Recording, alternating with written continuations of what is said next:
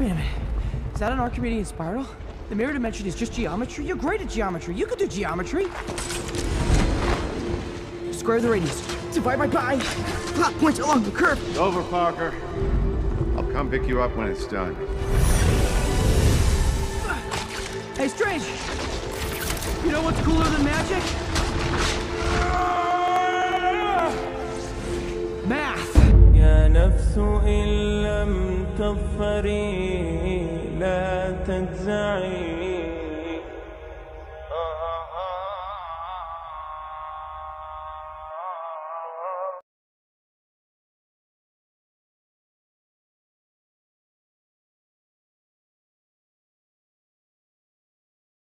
গত একটি পর্বে ইহুদিদের থার্ড টেম্পল নিয়ে আলোচনা করার সময় ম্যাপের উপর থেকে কিছু গুরুত্বপূর্ণ জায়গা ধরে লাইন টেনে এর মর্ম বোঝানোর চেষ্টা করেছিলাম, যা অনেকেরই বোধগম্য হয়নি।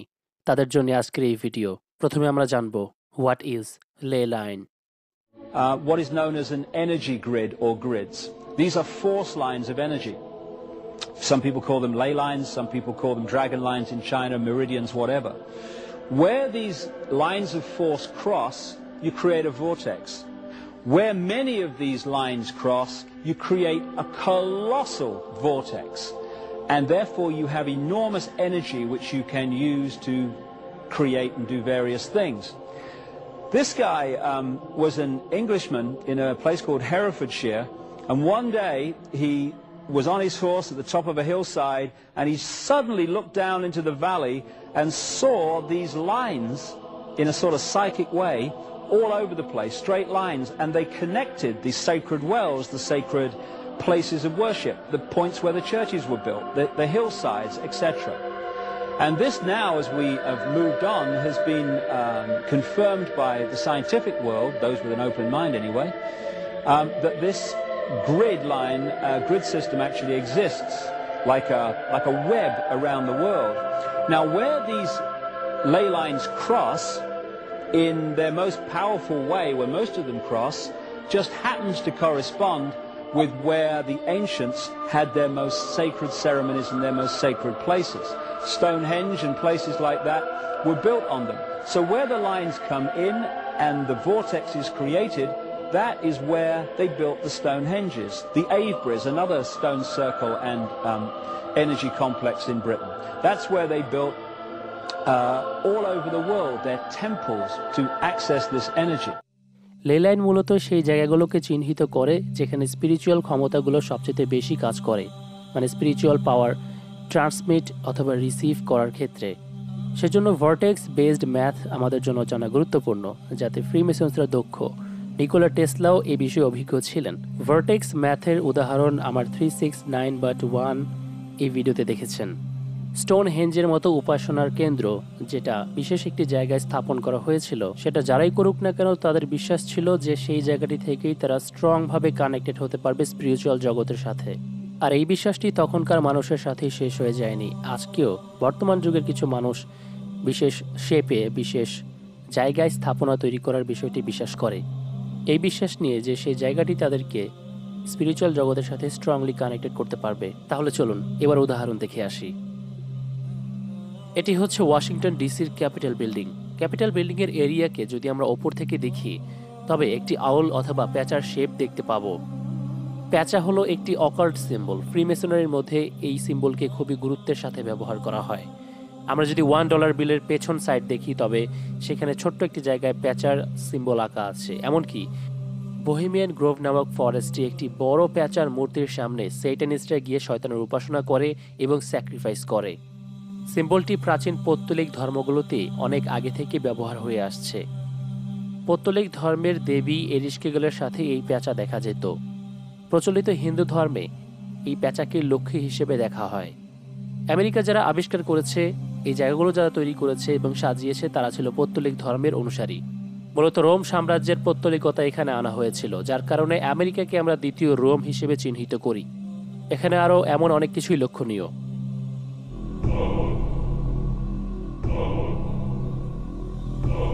There is a pentagram that is produced by the angles of the streets and avenues to the north of the White House. You see the goat of Mendes appearing, the ears, the entire goat of Mendes, and the inverted five-pointed star, which is the goat of Mendes, built into the streets of Washington, D.C. No one could have that happen accidentally. I've heard sillier things, but not much. No, there are no satanic plans in the street plans of Washington, D.C. The presence of a pentagram in the street layout of Washington, D.C. is said to represent the darkest influence of Masonry in America's capital, and is the driving force behind images such as this one, which suggests that all the other buildings and monuments are of satanic origin. As many are aware, the presence of the pentagram is greatly disputed. এখানে একত্রে যে সিম্বলগুলো দেখতে পাচ্ছি আজকে তা নিয়েই আলোচনা করব। প্রথমে নিয়ে নিই পেন্টাগ্রাম।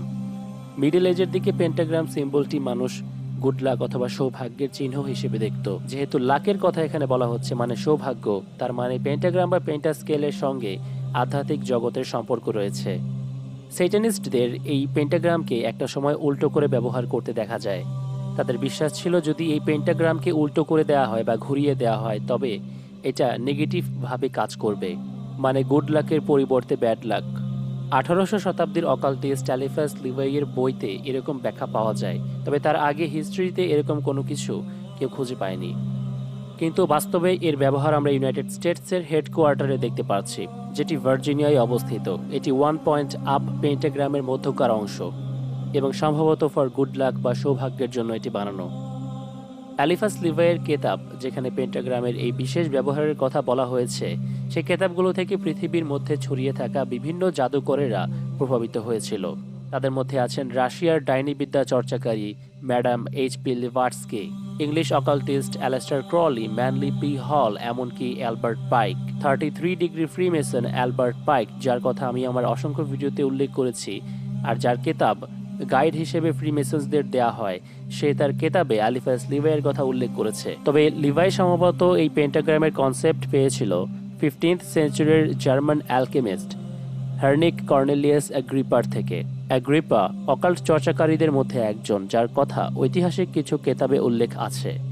হ্যারি পটারের মতো ম্যাজিক্যাল মুভির মধ্যে তার কথা উল্লেখ দেখা যায়। অ্যাগ্রিপা 1509 সনে অকাল্ট ফিলসফির ওপরে কেতাব লেখে। এখনও তার কেতাবকে ওয়েস্টার্ন অকাল্টিজমের ফাউন্ডেশন বুক বলা হয়।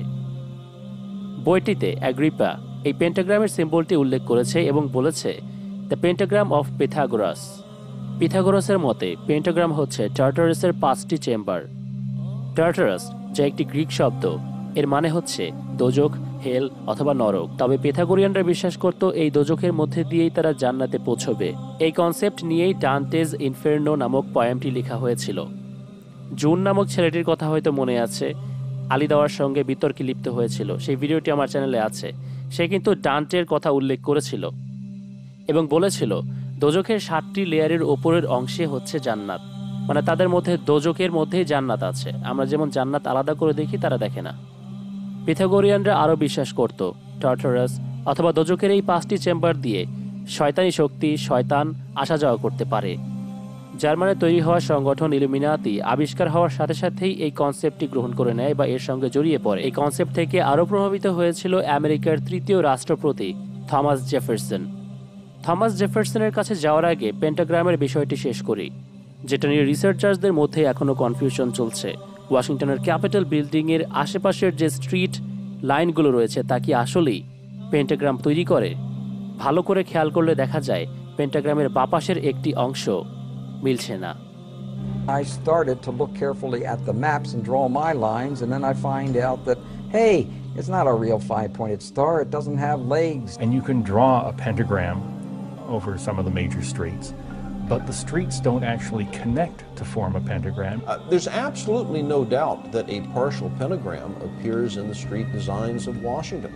You can look at a satellite photo of Washington, D.C. and see the pentagram. It seems to be symmetric around 16th Street, which is the street that runs into the White House.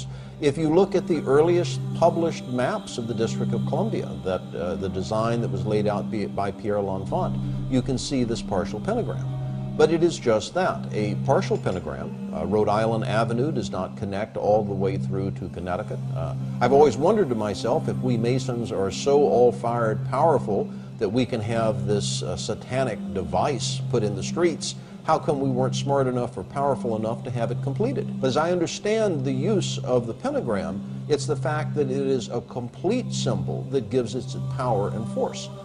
I've never heard of anything being associated with an uncompleted. Well, বোঝা যাচ্ছে বিষয়টি নিয়ে তারা দ্বিধায় আছে। তবে broken পেন্টাগ্রামের অকাল্টিজম বা কালো জাদুতে এক বিশেষ গুরুত্ব রয়েছে। জার্মানির একজন বিখ্যাত কবি জোহান ওলফগ্যাং ভন গোথের কাছ থেকে একটি ঘটনা পাওয়া যায়। তার বইতে ফাউস্ট এবং মেফিস্টাফেলিস নামক দুইজন ক্যারেক্টারের কথোপকথন দেখা যায়। ফাউস্ট একজন হিউম্যান বিং, কিন্তু মেফিস্টাফেলিস একজন ডেভিল। মেফিস্টাফেলিস বলছে আমাকে ওপরে যেতে দাও, কিন্তু আমি যেতে পারছি না, একটি ছোট্ট বাধা আমাকে ধরে রাখছে। ফাউস্ট তাকে বলছে, দ্য পেন্টাগ্রাম, এটা কি তোমার পথের বাধা? ইউ সন অফ হেল, আমাকে ব্যাখ্যা দাও, এটা কি তোমাকে ধরে রাখছে? তুমি এলে কিভাবে আজকে? মেফিস্টাফেলিস বলে, ভালো করে দেখো, এটি পরিপূর্ণভাবে তৈরি করা হয়নি। এর একটি সাইড একটুখানি ওপেন করা বা খোলা।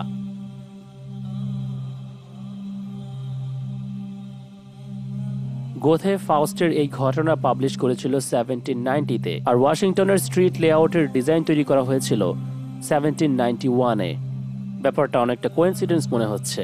যাই হোক, গোথে কিন্তু একজন বাভারিয়ান ইলুমিনাতির ফেমাস সদস্য ছিল। কিছু মানুষ সন্দেহ করে গোথে নিজেই সেই ফার্স্ট ফিগার ছিল কিনা, যার কাছে ডিমেন আসত। সে তার নিজের ঘটনাই বইতে পাবলিশ করেছিল। বোফ সো বিলোর মেইন কনসেপ্ট হচ্ছে সৌরজগতে যা কিছুই ঘটছে না কেন, গ্রহ উপগ্রহের মুভমেন্ট সহ তার সরাসরি প্রভাব পৃথিবীতে আছে, এবং জ্যোতির্বিদরা আমার এই কথায় একমত হবে, তারাও এতেই বিশ্বাস করে। তাই আমাদের জানতে হবে কিভাবে কোনো আনফিনিশড পেন্টাগ্রাম কোনো প্ল্যানেটের মুভমেন্টকে রিফ্লেক্ট করে। Unfinished nature of the pentagram in Washington, D.C. bears a resemblance to the unfinished pentagram design that is seen in the motion of Venus. Of course, Venus has a lot of retrograde motion because it is between us and the sun. And in relation to the other stars, Venus, of course, moves around a lot, but it in effect draws against the backdrop a nearly complete pentagram. Venus অর্থাৎ শুক্র গ্রহের সৌরজগতে একটি cycle রয়েছে, মানে আমি শুধু সূর্যকে প্রদক্ষিণের কথা বলছি না, যা মাত্র 250 দিনের মতো হয়ে থাকে, কিন্তু শুক্র গ্রহ পুনরায় তার আগের অবস্থানে যেতে একটি কমপ্লিট সাইকেল অতিক্রম করার পর 8 বছর সময় নেয়, এবং 8 বছর পর সে পুনরায় একটি মর্নিং স্টারে পরিণত হয়। এবং এই রোটেশন চলাকালীন ভিনাস 5টি পয়েন্ট হিট করে, যা একটি পেন্টাগ্রাম তৈরি করে। বিশেষজ্ঞদের মতে ভিনাস দেবী, যাকে দ্য সেলাস্টেলিয়ান ভার্জিন বলা হয়, তার নক্ষত্র ভ্যালু বুঝে তারপর এই লাইনগুলো তৈরি করা হয়েছিল ওয়াশিংটনে। ওয়াশিংটনের স্থাপিত একটি ভবনে আউটার সাইডে ফুলের মতো করে একটি ডিজাইন তৈরি করা, যা ভেনাসের কক্ষপথের ডিজাইনটি রিপ্রেজেন্ট করে। কিন্তু এই ব্রোকেন পেন্টাগ্রামের বিষয়টা কি? এটা কিভাবে ভেনাসের সেই পথের সাথে করেসপন্ড করে? কিছু অ্যাস্ট্রোলজাররা লক্ষ্য করেছে ভেনাসের এই কক্ষপথে যখন সে 5টি কোণা হিট করে, তখন এর মধ্যে একটি ইররেগুলারিটি দেখা যায়, যার ফলে দেখা যায় যে পেন্টাগ্রাম পরিপূর্ণভাবে তৈরি হয় না। একটি মিসিং পার্ট, একটি অসম্পূর্ণ অংশ রয়ে যায়। এতক্ষণে কি বুঝতে পেরেছেন কেন এই লাইনগুলো তাদের জন্য জরুরি? ভিডিওর মাঝখানে ইলুমিনাতি থেকে প্রভাবিত হওয়া আমেরিকার 3য় প্রেসিডেন্ট থমাস জেফারসনকে নিয়ে কথা বলছিলাম। আচ্ছা বলুন তো, এই স্থাপনাটি বা এই বিল্ডিং কিসের হতে পারে? দূর থেকে দেখে মনে হচ্ছে মুসলমানদের কোনো মসজিদ, যার উপরে খুব সুন্দর একটি ডোম বা গম্বুজ বানানো আছে।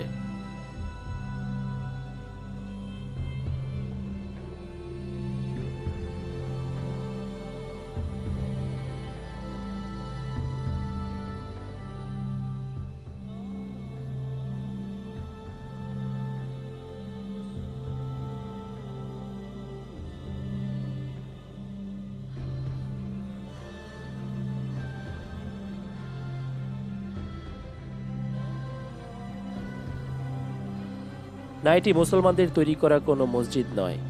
আমেরিকার 3য় রাষ্ট্রপতি বাভারিয়ান ইলুমিনাতির সদস্য জেফারসনের নামে উৎসর্গ করা একটি লাইব্রেরি। প্রশ্ন হচ্ছে, তাদের তৈরি করা লাইব্রেরি মুসলিমদের মসজিদের মতো দেখতে কেন হবে?